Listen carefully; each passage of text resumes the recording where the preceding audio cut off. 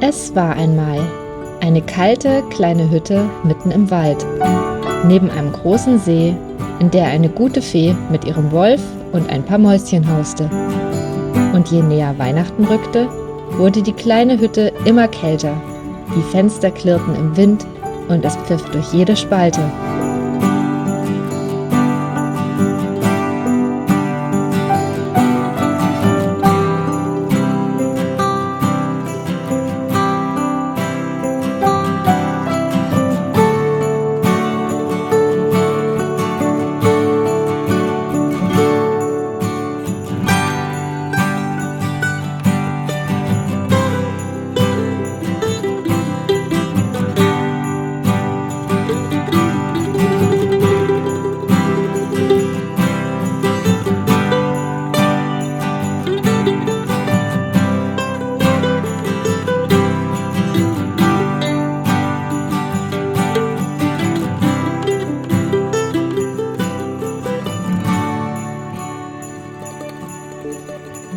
Eines Tages sah es nach dem ersten Schnee aus und die gute Fee entschied, es ihrem Wolf, den Mäuschen und sich selbst etwas wärmer zu gestalten.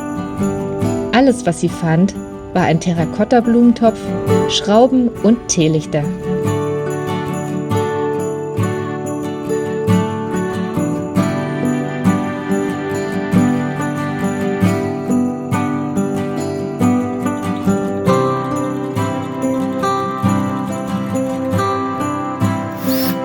Die gute Fee bekam Hilfe von Wichtel Jui, der in seinem Leben so manches Werkzeug angesammelt hatte.